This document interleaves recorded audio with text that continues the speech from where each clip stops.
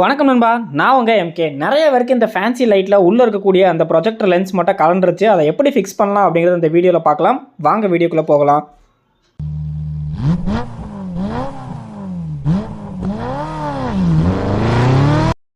வீடியோக்குள்ள போகிறக்கு மாட்டி உங்களுக்கு பைக் மாடிஃபிகேஷனில் இன்ட்ரெஸ்ட் அப்படின்னா உங்களுக்கு ஏதாவது அக்சசரிஸ் தேவைப்பட்டுச்சுன்னா எம்கே பைக்கை பிச்சா மட்டும் தான் இன்ஸ்டாகிராமில் ஃபாலோ பண்ணுங்கள். நம்ம கிட்ட எக்கச்சக்கமான பைக் மாடிஃபிகேஷன் அக்சசரிஸ் அவைலபிளாக இருக்குது. நிறைய பேருக்கு இந்த கிளாஸை ஓப்பன் பண்ணுறது தான் ரொம்பவே சேலஞ்சிங்காக இருக்கும். உங்ககிட்ட இந்த மாதிரி ஹேர் ட்ரையர் ஏதாச்சும் இருந்துச்சு அப்படின்னா அது மூலமாக ஹீட் பண்ணுறது மூலமாக இதை ஓப்பன் பண்ணலாம்.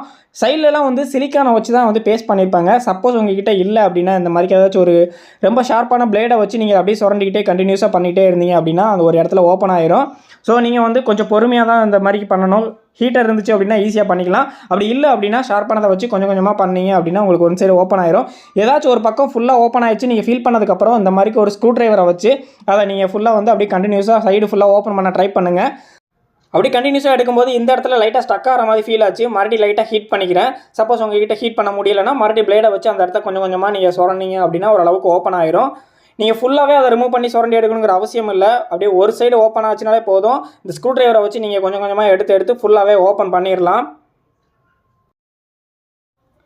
ஓப்பன் பண்ணதுக்கப்புறம் உள்ளே வந்து ஃப்ரேம் மாதிரி ஒன்று இருக்கும் பிளாக் கலரில். ஸோ அதுக்கு சைடில் 2 ஸ்க்ரூ கொடுத்துருப்பாங்க. ஒவ்வொரு மாடலுக்கு ஏற்ற மாதிரி இருக்கும். இந்த பிளைன் மாடலில் வந்து பார்த்தீங்கன்னா 2 ஸ்க்ரூ தான் இருக்கும். எல்லா மாடலில் மேக்ஸிமம் ஸ்க்ரூ தான் இருக்கும். அதை நீங்கள் ரிமூவ் பண்ணதுக்கப்புறம் அந்த ஃப்ரேமை தனியாக எடுத்துக்க முடியும். அதில் தான் வந்து அந்த லென்ஸ் வந்து சீட்டிங் ஆகிருக்கும். ஸோ அதை நான் எப்படி எடுக்கிறேன்னு பாருங்கள். ஸோ கொஞ்சம் டைட்டாக இருக்கும். ஏன்னா அந்த ரிங் லைட்டில் வந்து அது கொஞ்சம் பிடிக்கிற மாதிரி இருக்கும். உடைக்காமல் சேஃபாக அதை வெளியே எடுத்துருங்க. ஓகே, இப்போ எடுத்தாச்சு. இந்த லென்ஸ் வந்து பார்த்தீங்க அப்படின்னா அந்த பிளாக் கலர் ஃப்ரேம்னு சொல்லியிருந்தேன் இல்லைங்களா, இதில் தான் வந்து செட் பண்ணியிருப்பாங்க. எப்படி பண்ணியிருப்பாங்கன்னா சைடில் 2 ஸ்க்ரூ இருக்குது பாருங்கள். அந்த ஸ்க்ரூவில் தான் வந்து லாக் பண்ணியிருப்பாங்க. இந்த ஸ்க்ரூ லூஸ் ஆயிடுச்சு அப்படின்னா தான் உங்களுக்கு வந்து அந்த லென்ஸ் தனியாக கீழே கலண்டு விழுந்துடும்.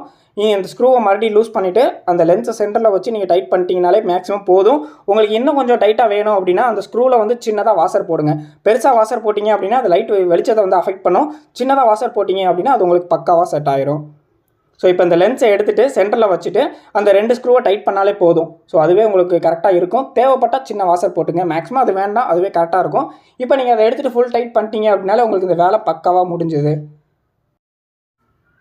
ஃபுல்லாகவே டைட் பண்ணி முடிச்சதுக்கப்புறம் நீங்கள் வந்து அதை மறுபடியும் வந்து அதை செட் பண்ணிடுங்க. இந்த இடத்துலையும் அந்த ரிங் லைட் இருக்க இடத்துல லைட்டாக கொஞ்சம் டைட்டாக பிடிக்கிற மாதிரி இருக்கும். ஸோ கொஞ்சம் கேர்ஃபுல்லாக ஃபிட் பண்ணுங்கள், இல்லைன்னா கொஞ்சம் உடஞ்சிருக்க வாய்ப்பு இருக்குது. கரெக்டாக ஃபிட் பண்ணி முடிச்சதுக்கப்புறம் சைடில் இருக்கக்கூடிய அந்த 2 ஸ்க்ரூவை போட்டு முடிச்சிருங்க. அதுக்கப்புறம் எல்லாத்துக்குமே இருக்கக்கூடிய டவுட்டு வெளியே இருக்க கிளாஸை வந்து எப்படி ஒட்டுறது, இதுக்கு ஃபெவிக்விக் யூஸ் பண்ணலாமா இல்லை எம்சில் யூஸ் பண்ணலாமா அப்படின்னு சொல்லிட்டு நிறையா சந்தேகம் இருக்கும். தயவு செஞ்சு ஃபெவிக்விக் மாதிரி இருக்கிறது யூஸ் பண்ணாதீங்க. அதோட ஆசிட் வந்து ஒரு மாதிரி பரவ ஆரம்பிச்சிடும். நான் எடுத்திருக்க இந்த எபாக்சி வந்து பார்த்தீங்கன்னா எல்லா ஹார்ட்வேர் கடையிலையும் கிடைக்கும். ஸோ அது வந்து ஸ்க்ரீன்ஷாட் கூட எடுத்து வச்சுக்கங்க. இதுவும் எம்சிஎல் மாதிரியே தான். 2 டியூப் இருக்கும் உள்ள, ஒயிட்டு ப்ளூ அப்படின்னு சொல்லியிருக்கும். ரெண்டுமே சரியான அளவில் எடுத்துகிட்டு நீங்கள் மிக்ஸ் பண்ணுற மாதிரி இருக்கும். ஒரு லிக்விட் டைப்பில் இருக்கும். இதை யூஸ் பண்ணுங்கள், ரொம்பவே நல்லாயிருக்கும். இதுக்கு மட்டும் இல்லை, நிறைய பர்பஸ்க்கு நான் அதை யூஸ் பண்ணியிருக்கேன். ரொம்பவே நல்லாயிருக்கும். ஸோ வந்து ஒயிட் எந்த அளவு எடுத்தோமோ சேம் அதே அளவு வந்து பார்த்தீங்கன்னா ப்ளூவும் எடுத்து நம்ம மிக்ஸ் பண்ண போகிறோம்.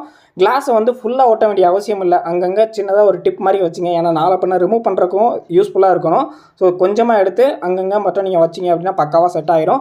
நீங்கள் 2 சரியான அளவில் எடுத்ததுக்கப்புறம் ஒரு சின்ன ஏதாச்சும் ஒரு குச்சியை வச்சு ஃபுல்லாகவே மிக்ஸ் பண்ணுங்கள். ஓரளவுக்கு நீங்கள் மிக்ஸ் பண்ணோன்னே அது நல்லா ஒயிட்டாக கட்டியாக வர்ற மாதிரி ஆகும். பார்த்தீங்கனாலே தெரியும். ஃபஸ்ட்டு எல்லோ இருக்கிற மாதிரி இருக்கும். நல்லா இது பண்ண மிக்ஸ் பண்ண ஒயிட் கலர் ஆயிரும். அதுக்கப்புறம் எடுத்து அந்த ஃப்ரேமில் வந்து பார்த்தீங்கன்னா நீங்கள் வந்து லைட்டாக அங்கங்கே தடவினா போதும். ஃபுல்லாக தடவ வேணாம். நீங்கள் லைட்டாக அங்கங்கே சின்னதாக டிப் பண்ண மாதிரி கீழே மேலே சைடில் 2 இடத்துல, அவ்வளோதான். நீங்கள் அந்த மாதிரி வச்சுட்டு கிளாஸை க்ளோஸ் பண்ணிவிட்டு நைட்டு ஃபுல்லாக வச்சுருங்க. இது காயறதுக்கு கொஞ்சம் டைம் எடுத்துக்கும். நைட்டு ஃபுல்லாக மேலே ஏதாவது ஒரு சின்ன வெயிட்டை வச்சிட்டிங்க அப்படின்னா காலையில் பக்காவாக செட் ஆயிரும். நிறைய பேருக்கு இந்த கிளாஸ் மட்டும் டேமேஜ் ஆகும். ஸோ அதை நீங்கள் ரீப்ளேஸ் பண்ணிங்க அப்படின்னா இந்த பசையை யூஸ் பண்ணி பாருங்கள், நல்லாயிருக்கும். வீடியோ பிடிச்சிருக்குன்னு நினைக்கிறேன். லைக் பண்ணிட்டு சேனலை சப்ஸ்கிரைப் பண்ணிடுங்க. தேங்க்ஸ் ஃபார் வாட்சிங் நண்பா.